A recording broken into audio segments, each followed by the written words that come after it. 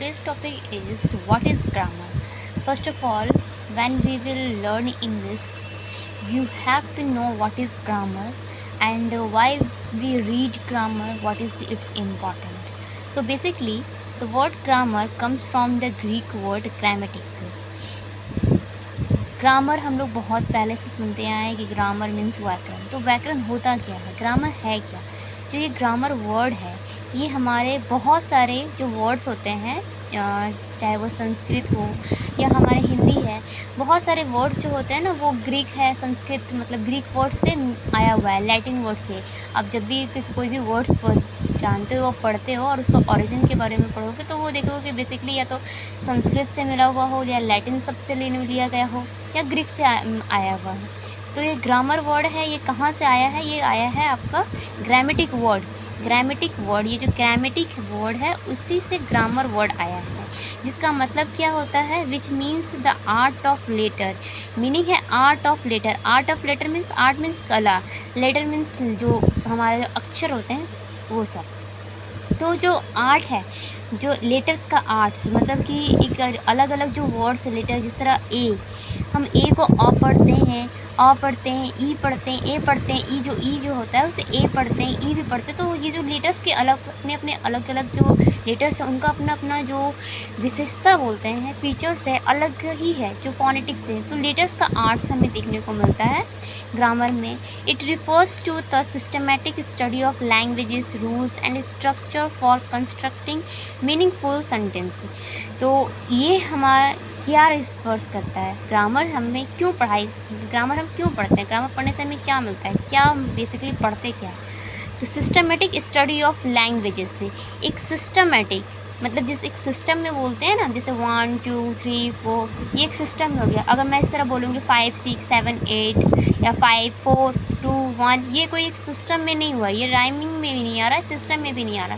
जो एक सिस्टम है, तो सिस्टम क्या है? 1 है, देन उसके बाद 2 पढ़ना है, 3 4 5, इस तरह ये रॉ में हो गया। अगर हम इस तरह पढ़ते हैं 3 2 7 8 1, तो ये कोई सिस्टम में नहीं हुआ। तो बिल्कुल उसी तरह systematic study of languages, rules and structure for constructing meaningful sentences, ये हमें भाषा को एक सिस्टम में पढ़ना सिखाता है, रूल्स सिखाता है, स्ट्रक्चर सिखाता है कि रूल्स और स्ट्रक्चर बेसिकली सेम होते हैं कि हमें किस तरह से पढ़ना चाहिए, क्या चीज़ पे कंस्ट्रक्टिंग मीनिंगफुल सेंटेंस हमें ये बताता है, एक मीनिंगफुल सेंटेंस बताता है। हम अगर कोई वाक्य बोल रहे होते हैं, तो शुद्ध वाक्य जो बोलते हैं ना, शुद्ध वाक्य किस तरह बोला जाता है, शुद्ध प्रयोग किया गया है, वो सब हमें ग्रामर से सीखने को मिलता है। ठीक है। और हम ग्रामर क्यों पढ़ते हैं? बेसिकली हम ग्रामर इसलिए पढ़ते हैं ताकि हम जो भाषा बोल रहे हैं, चाहे वो हिंदी हो या इंग्लिश हो, उसे हम सही तरीक़ा से बोल पाए। बेसिकली अगर हम हिंदी ही उल्टा पुल्टा बोलते हैं, तो हमें जो सुन रहा है वो हमारा मजाक उड़ाते हैं।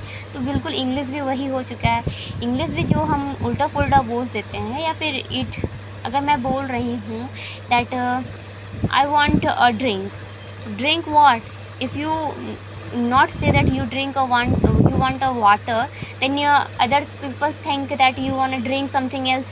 if मान लो कि अगर तुम शॉपकीपर में गए हो, शॉपकीपर से मांग रहे हो कि तुम्हें एक ड्रिंक करनी चाहिए, तो ड्रिंक के लिए क्या चाहिए? उसके पास तो जूस है, कोल्ड ड्रिंक्स है, वाटर है, ड्रिंक भी होगा, ड्रिंक मीन्स अल्कोहल। तो तुम्हें स्पेसिफिक नेम क्लियरली बताना पड़ेगा ना कि तुम्हें क्या पीने के लिए चाहिए। तो हम कोई भी शब्द बोलते हैं तो हमें वो क्लियरली बताना चाहिए पड़ता है कि हम क्या बोलना क्या चाह रहे हैं। बिल्कुल उसी तरह कि हम क्या बोलना चाह रहे हैं, वो शुद्ध प्रयोग करना हमें ग्रामर से सीखना होगा। ग्रामर हमें बताता है कि शुद्ध वाक्य को किस तरह बोलना चाहिए, किस तरह से प्रयोग करना चाहिए। और जब भी हम कहीं किसी पे जाते हैं, मिलना होता है या किसी के साथ बातचीत होती है, तो सबसे पहले हमारा इंट्रोडक्शन से स्टार्ट होता है। तो सबसे पहले हम किसी से भी बात कर रहे होते हैं या किसी से भी मिलना जुलना कुछ भी हो, तो सबसे पहले हम अपना इंट्रो देते हैं। अगर हम किसी से मिलते हैं या जुलते हैं, तो स्टार्ट हम कैसे करते हैं? हिंदी में हम लोग नमस्ते प्रणाम बोलते हैं, तो इंग्लिश में वहाँ पर गुड मॉर्निंग, आफ्टरनून, सर हैं तो सर, मैम है तो मैम, या फिर फ्रेंड्स हैं तो फ्रेंड्स को भी बोलते हैं ना, hello hi, good afternoon, good morning. इस तरह हम लोग ग्रीटिंग करते हैं, मतलब वेलकम करते हैं, ग्रांट करते हैं। सो फर्स्ट ऑफ ऑल ये स्टार्टिंग से हुआ कि सबसे पहले हम इससे या स्टार्ट कर सकते हैं good morning sir, ma'am, good morning या गुड आफ्टरनून, गुड इवनिंग, जो भी हो स्टार्टिंग हम अगर किसी भी इवनिंग में कर रहे हैं तो इवनिंग बोलेंगे। ओके, तो ये हमारा स्टार्टिंग हो गया। अगर हम इंट्रो दे रहे हैं तो सबसे पहले स्टार्ट इस तरह कर सकते हैं, first of all I would like to thank you for having me here. Okay, ये हेयर है, HERE, हेयर, हियर मतलब यहाँ।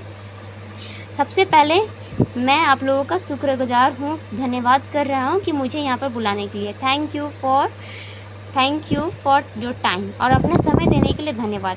सपोज़ आपको कोई इंट्रोडक्शन के लिए आपको बुलाया गया है, आपको बोल रहा है इंट्रोडक्शन के लिए अपना इंट्रोडक्शन दो, तो सबसे पहले हम उनको गुड मॉर्निंग या गुड आफ्टरनून बोलते हैं, और सर हैं तो सर बोलो, मैम है तो मैम बोलेंगे।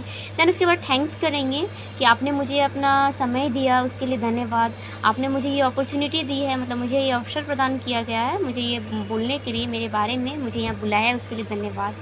उसके बाद हम बोलेंगे getting back to your question, मतलब आपने जो मुझे क्वेश्चन किया था वो उस पर मैं वापस आती हूँ धन्यवाद कर लेने के बाद। तो क्वेश्चन क्या था? इंट्रोडक्शन, ठीक है, इंट्रोडक्शन। तो उसके बाद मैं अपना नाम वगैरह, नाम, पता, एड्रेस जो भी है, हॉबीज़ वगैरह वो सब बोलना स्टार्ट करेंगे। तो इस तरह हमें एक पॉइंट ये हो गया, इस तरह आप स्टार्ट कर सकते हो फर्स्ट ऑफ ऑल से। सेकंड पॉइंट भी और भी बहुत सारा तरीका है, एक ही नहीं है, बहुत सारा व्यूज़ है, मैं आपको वेज बता देती हूँ।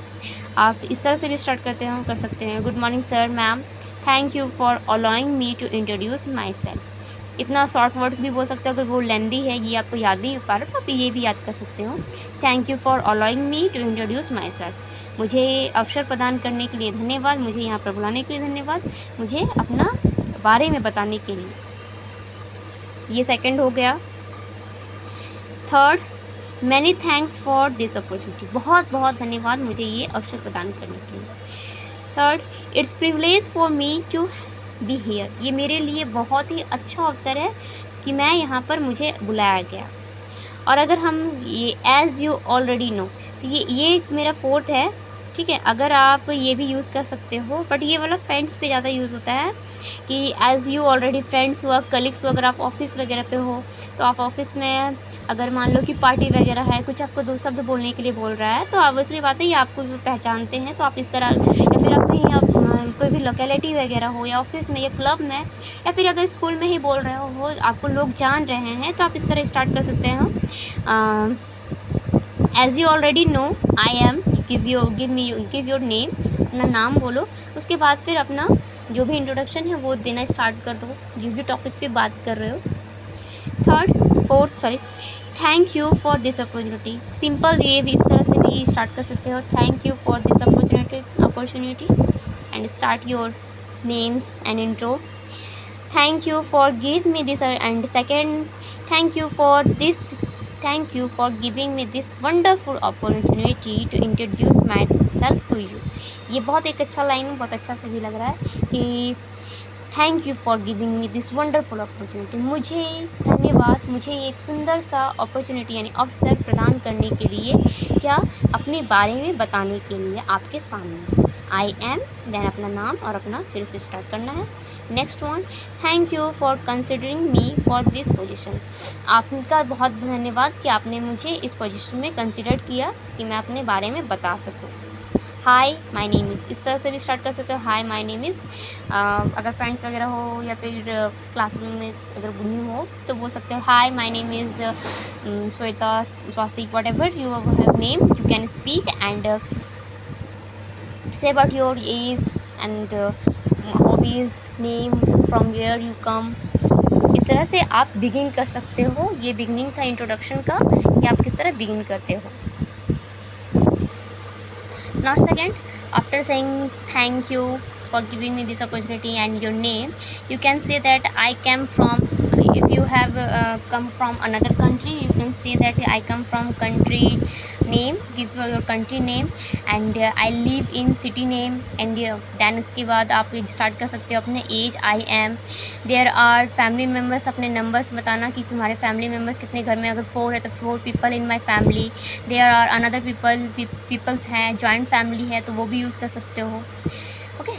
और कौन कौन से हैं, फादर, मदर, ब्रदर, सिस्टर, सबका नाम बता सकते हो, मतलब फादर है, मदर है, ग्रैंडफादर है, ग्रैंड मदर है, ये सब आप यहाँ पे स्टार्ट करके बोल सकते हो। Then I am student at school college name, अगर स्कूल कॉलेज यहाँ पे जो भी स्कूल से आप आए हो, जिस भी स्कूल के आप स्टूडेंट हो, उस कॉलेज स्कूल का नेम बताओ। योर फेवरेट सब्जेक्ट्स, आपका फेवरेट सब्जेक्ट कौन था वो लिखते ना।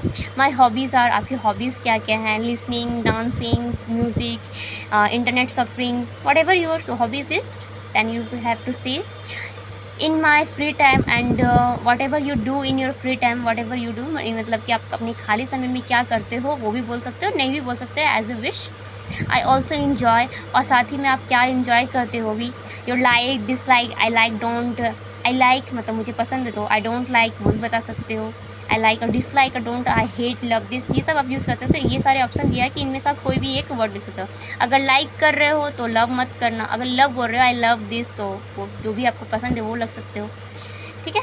तो ये सारे आपको जो भी वर्ड्स इनमें से पसंद हो आप उनमें से कोई भी एक यूज़ कर सकते हो। I like and dislike.